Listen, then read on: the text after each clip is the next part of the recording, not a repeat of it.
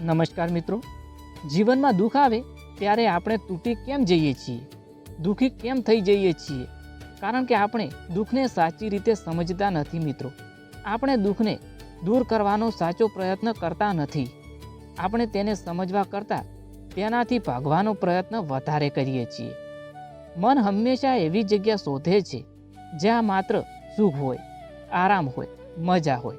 પરંતુ જીવન હંમેશા આપણા મન મુજબ નથી ચાલતું મિત્રો. જ્યારે જીવનમાં નાના મોટા દુઃખ આવે છે ત્યારે મોટા ભાગના લોકો તરત જ ગભરાઈ જાય છે.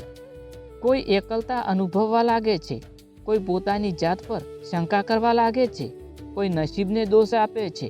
પરંતુ સાચી વાત તો એ છે મિત્રો કે દુઃખ આપણને તોડવા માટે નથી આવતું. દુઃખ આપણને સમજદાર બનાવવા માટે જ આવે છે.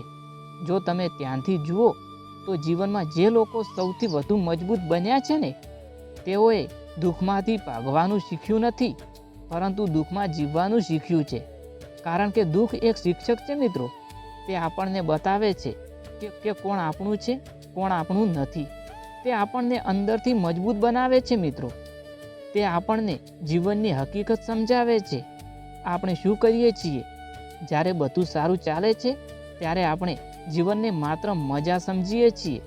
દરેક ક્ષણે માત્ર સુખ જોઈએ છીએ, આરામ જોઈએ છીએ, ખુશી જોઈએ છીએ. પરંતુ આ જીવન માત્ર મજા કરવા માટે નથી મિત્રો.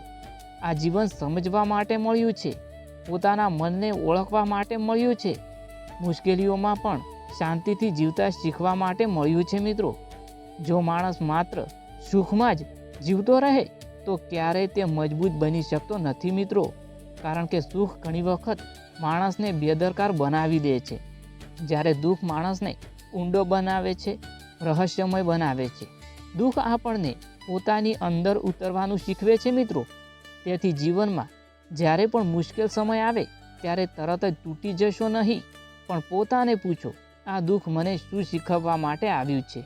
દુઃખથી ભાગશો તો દુઃખ પાછળ આવશે, પણ દુઃખને સમજશો, સ્વીકારશો, તેમાંથી જીવતા શીખશો તો એ જ દુઃખ એક દિવસ તમારી સૌથી મોટી શક્તિ બની જશે.